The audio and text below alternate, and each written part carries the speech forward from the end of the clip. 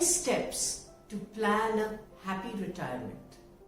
मैं सोचती हूँ कि रिटायरमेंट ना एक कप चाय का प्याला है। बहुत इंपॉर्टेंट है कि हम ये समझे कि हम एक व्यवसाय से रिटायर हो रहे हैं, हम जिंदगी से रिटायर नहीं हो रहे, हम अपने व्यवसाय से रिटायर हो रहे हैं। तो आज मैं आपके साथ ऐसे 5 पहलू शेयर करूंगी जो रिटायरमेंट रिलेटेड है और आप सबकी जिंदगियों से बहुत करीबी से जुड़ा हुआ है। मैं डॉक्टर मीरा कुलकर्णी आप सभी का स्वागत करती हूँ। मैं एक लेखिका हूँ और मैंने ये किताब लिखा है retirement planning 10 steps to plan a happy retirement. तो मेरा जो अनुभव रहा है रिसर्च की तरफ से और बहुत सारे रिटायरीज को मिलते हुए, तो उससे मैंने प्रेरणा लेके ये किताब लिखी है। तो मैं मानती हूं कि हम सब लोग रिटायरमेंट को देखने की अपनी नजरिया ही जब बदलेगा तब हम रिटायरमेंट को बहुत अच्छे से अप्रिशिएट कर पाएंगे। तो रिटायरमेंट क्या है? मैं सोचती हूँ कि रिटायरमेंट ना एक कप चाय का प्याला है। तो चाय भी देखिए कैसी चीज है। कोई चाय गरम, बहुत गर्मा गर्म पीना चाहता है, कोई थोड़ा सा कम गर्म पीना चाहता है, किसी को शक्कर चाहिए, किसी को शक्कर नहीं चाहिए, किसी को उसमें इलायची चाहिए, किसी को अदरक अच्छा लगता है, किसी को अच्छा नहीं लगता। और कई लोग मसाले वाली चाय पीते, कई लोग उसमें तुलसी डालते, पुदीना डालते हैं और लेमन ग्रास डालते हैं। तो चाय तो हुई है ना, और अपने अपने अंदाज से हमने वो चाय पिया। उसी तरह रिटायरमेंट भी हर व्यक्ति के लिए अलग है, हर देश के लिए अलग है, हर समाज के लिए अलग है। तो अब हम जानेंगे कि ये रिटायरमेंट है क्या चीज। तो जब हम रिटायरमेंट की बात करते हैं तो बहुत इंपॉर्टेंट है कि हम ये समझे कि हम एक व्यवसाय से रिटायर हो रहे हैं, हम जिंदगी से रिटायर नहीं हो रहे, हम अपने व्यवसाय से रिटायर हो रहे हैं।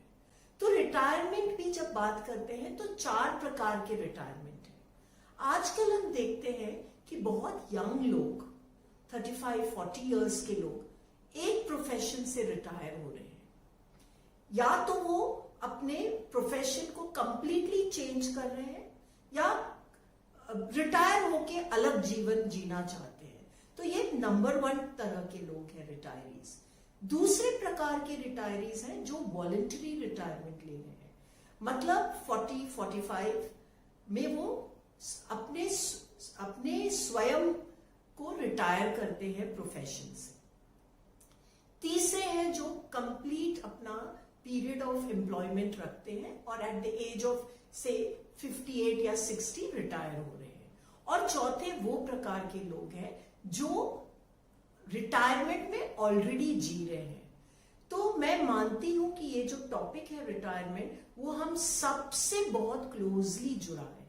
तो या तो हम खुद रिटायर होने वाले हैं, अपने आस पड़ोस में लोग हैं जो रिटायर हो रहे हैं, और सबके लिए ये समझना बहुत इंपॉर्टेंट है कि रिटायरमेंट है क्या और इसमें हम अपनी जिंदगी कैसे आनंद पूर्वक बिताएं।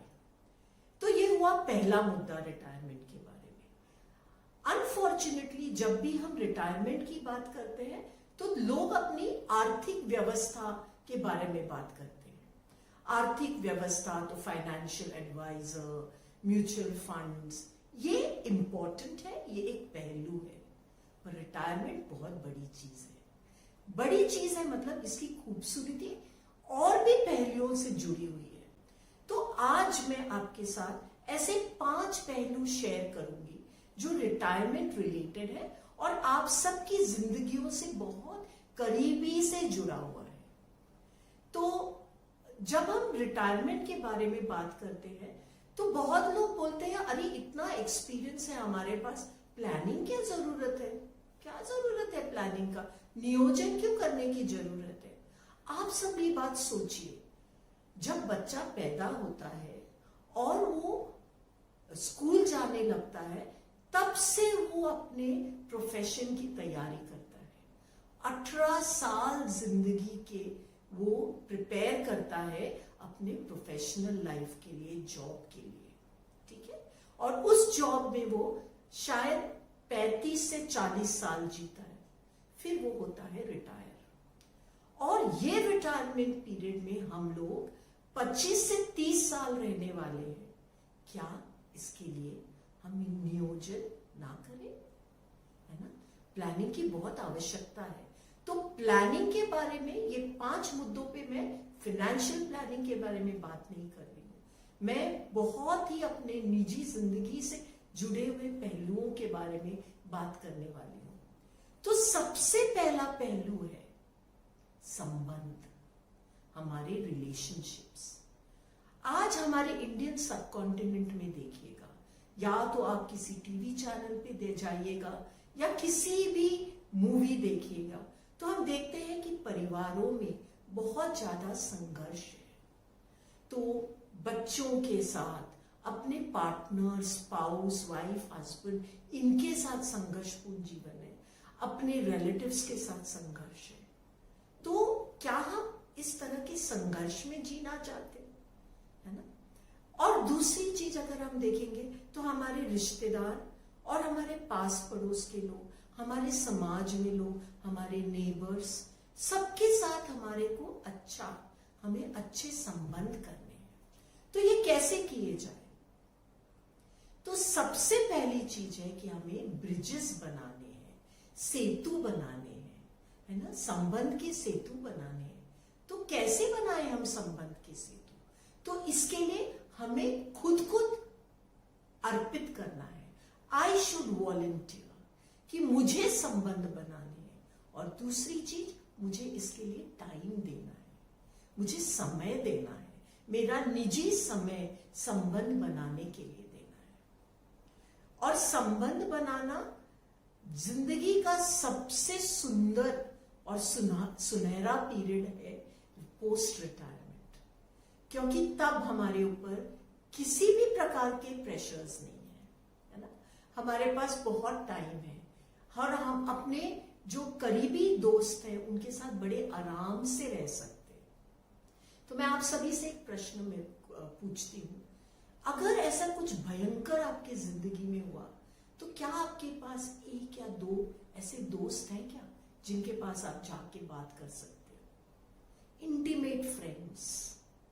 मर्डर किया मैंने और एक ऐसे फ्रेंड है क्या मेरी जिंदगी में जिसके साथ मैं ये शेयर कर सकूं और बोलूं आज मुझे हेल्प करना, बॉडी डिस्पोज करना है, किसी को बताना मत, बिना कुछ संकोच किए वो दोस्त मेरे साथ मेरे को सपोर्ट करने आता है, तो वो मेरा दोस्त है। जिंदगी में हम बहुत ही ब्लेस्ड हैं अगर हमारी जिंदगी में ऐसे एक या दो व्यक्ति हैं। और जो पुराने दोस्त हैं उनसे तो हमने संबंध फिर से रीएस्टैब्लिश करना है। तो ये जब संबंधों के बारे में बात करती हूँ तो ये भी जानती हूँ कि कुछ संबंध हमारे जीवन में टॉक्सिक है, जिससे विष वाले, विष मतलब मैं पॉइजन के बारे में बात करती हूँ। तो ऐसे संबंधों से आप दूर रहिए जो संबंध आपको खींचता है, आपको नीचे लाता है, जिससे आपके अंदर की जो प्रफुल्लता है वो कम होती है, वैसे संबंधों से दूर रहिए। और जब हम देखते हैं कि हम समाज में संबंधों के बारे में बात करते हैं तो दो ऐसे चीजें हैं जो हमेशा इंटरफियर करते हैं संबंधों के लिए। एक है पावर। पावर मतलब क्या? मैं कितनी ग्रेट हूं, मैं कितना ग्रेट हूं, मैंने ऐसे किया वैसे किया, और अब मैं फैमिली में भी अपना पावर दिखाने लगती हूं। तो फैमिली में अगर हम पावर और फियर से लोगों को पास में लाएंगे तो हम बहुत अपने आप को अकेला महसूस करेंगे। यहां मैं दो चीजों को के बारे में भेद करूंगी। एक है अकेलापन और एक है एकांत। अकेलापन है जब मैं अपने आप को फुल नहीं समझती हूँ, मैंने किसी तो भी चीज का अभाव है। और जब मैं एकांत में हूं तब मैं बहुत रिच हूं। तो अकेलेपन में जीना है तो लोगों में अगर आप फियर से रिलेशंस बना रहे हैं, अपने पावर से रिलेशन बना रहे हैं, तो ये रिलेशनशिप बहुत शॉर्ट लिव्ड है। लंबे तरह के रिलेशंस बनाने हैं तो आपको पावर, अपने पावर को रिलिंक्विश करना है, अपने पावर को दे देना है, लोगों को अपनी तरह से जीने दो, लिव एंड लेट लिव।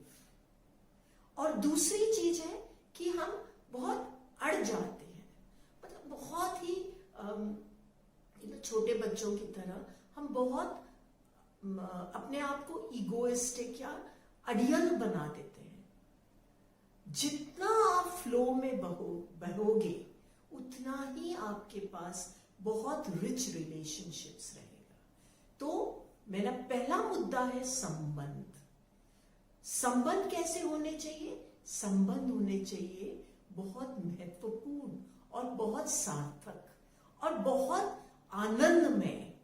तो इसके साथ में अब दूसरे पॉइंट की ओर बढ़ती हूं। जिंदगी को जीने के लिए हमें एक ध्येय चाहिए, मतलब चाहिए।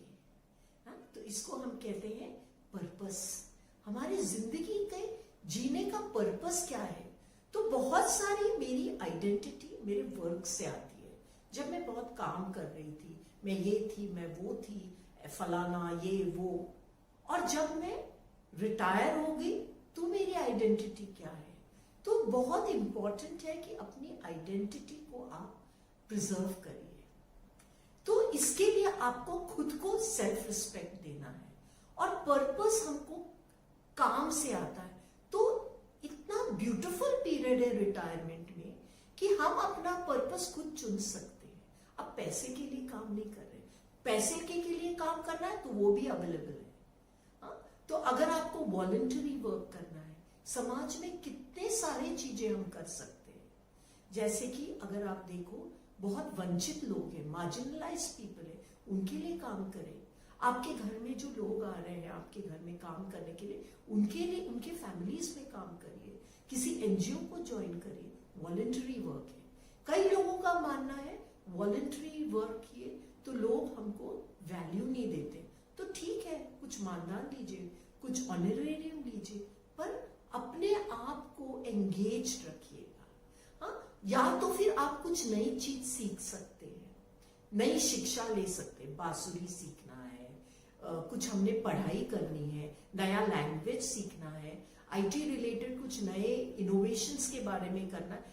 कितनी चीजें हैं सीखने को। बहुत ब्यूटीफुल टाइम्स में जी रहे हैं हम सब। तो ये हुआ सेकंड, पर्पस ऑफ लाइफ ढूंढिएगा, आपको हमेशा रेलेवेंट लगेगा, आप हमेशा अपने जीवन को सार्थक मानेंगे। तीसरी चीज है, जब हम छोटे थे, गर्मी की छुट्टियां आती थी, अरे क्या मजा आता था। इधर भागे उधर भागे, ये किए, कुछ रचना की, कुछ कला किया, कुछ कलात्मक चीजें की, गाने गाए, डांस किया, पत्ते खेले, गेम्स खेले। मम्मियां बुलाती रहती थी, हम नहीं आते थे। कहां खो गए आप? कहां चले गए आप? तो अब हमारे टाइम में, हमारे जीवन में एक और अवसर आया है, एक और मौका आया है अपने लेजर एक्टिविटीज और अपने छंदों को ढूंढिएगा, फिर से उसे उभारिएगा। अब इसके लिए 3 ऊ शब्द बहुत इंपॉर्टेंट है। एक है ऊर्जा, एनर्जी आती है इसमें से। दूसरा है उत्साह, एक्साइटमेंट, एंथुजियाज्म, ये सब आ रहा है हमको। उत्साह आ रहा है, उत्तेजना मिलती है और ऊर्जा मिलती है। तो लेजर एक्टिविटीज ढूंढिएगा। ब्रॉडली हम बात करें तो ये तो इंडोर एक्टिविटीज है या आउटडोर एक्टिविटीज है। कुछ साल पहले मैं एक छुट्टी के लिए गई थी, और तब मेरे साथ हम लोग बाल्टिक यूरोप के टूर में गए थे, और एक 79 ईयर ओल्ड रिटायर्ड डॉक्टर हमारे साथ थे। वो सुबह जल्दी उठते थे और 5, साढ़े 5 बजे कचरे की कुंडी में, बाल्टिक यूरोप के सारे कंट्रीज में आप कुंडी में ढूंढते रहते थे लकड़ी को लेकर, और क्या ढूंढते थे? मैच बॉक्सेस और सिगरेट पैकेट्स। उनको छंद था ये सब कलेक्ट करने का, नशा था। कई लोग गणपति की मूर्तियां कलेक्ट करते, कई लोग रॉक्स कलेक्ट करते, कई लोग किताबें कलेक्ट करते, कई लोग हर्बेरियम कलेक्ट करते, कई लोग कार्ड्स कलेक्ट करते। तो या तो आप कलेक्शंस की हॉबी में जाइए, जनरल हॉबी में जाइए, गार्डनिंग, सिटिंग, वॉचिंग टीवी, किसी भी तरह की हॉबी में जाइएगा। या फिर आप ऑब्जर्वेशनल हॉबीज कर सकते हैं, जैसे star gazing, human behaviour study. कितनी सारी हॉबीज है, स्पोर्ट्स है, वॉकिंग है, योगा है, कितने चीजें हम कर सकते हैं जो हमने पोस्टपोन किया है। रिटायरमेंट की बात करेंगे। ऐसा मौका फिर कहाँ मिलेगा जब हमारे पास टाइम ही टाइम है। प्लान करिए, क्योंकि अगर सिर्फ आप एक जिंदगी को एक हॉलिडे की तरह करेंगे तो after some time holiday becomes hell. आप अच्छे से प्लान करिए, मजा लीजिए जिंदगी का। चौथी चीज जो मैं बात करना चाह रही हूं वो है हमारे स्वास्थ्य के बारे में। तो स्वास्थ्य के भी 4 पहलू हैं। एक है हमारा फिजिकल, शारीरिक स्वास्थ्य, देन वी हैव मेंटल, मानसिक, इंटेलेक्चुअल, फिर है हमारे भावुकता मतलब इमोशनल, और आध्यात्मिक, जिसे हम अपने चैतन्य के बारे में बात कर सकते हैं। तो बहुत इंपॉर्टेंट है 2 चीजें इस पीरियड में। एक तो एक संतुलन बनना है, एक बैलेंस बनना है, और दूसरा है एक रूटीन बनना है। हर चीज का एक रूटीन होना चाहिए। Excess of anything is poison. इस पीरियड में ये ध्यान लीजिए कि एक्सरसाइज करना है तो ओवर मत करिए, डाइट करना है तो ओवर मत करिए। खाना पीना रहना बहुत इंपॉर्टेंट है कि हम लाइफ में 2 चीजें साथ में रखें। एक है कि हमारा सकारात्मक दृष्टिकोण, पॉजिटिविटी, बहुत पॉजिटिव रहिए। हमेशा पॉजिटिव पर्सन अट्रैक्ट्स मोर पॉजिटिविटी। और ग्रेटफुल रहिए। आज ये वीडियो आप देख रहे हैं, आप इतने सारे एक्सपीरियंसेस के साथ आए हैं, ये क्षण आपके लिए है, and you are there. Have I thanked the universe? Thank you. जो कुछ भी मेरे साथ आज है, मैं बहुत कृतज्ञ हूं। कितने सारे good experiences are there in my life. Have I said thank you? फिर मैं अगर थैंक यू बोलने का ये एक शिफ्ट करती हूँ, बिहेवियर में शिफ्ट करती हूँ, तो आप एक चुंबक की तरह मोर ग्रेटफुल ओकेजन्स अपने लाइफ में लाएंगे। इसके लिए हमने ग्रेटफुल रहना है।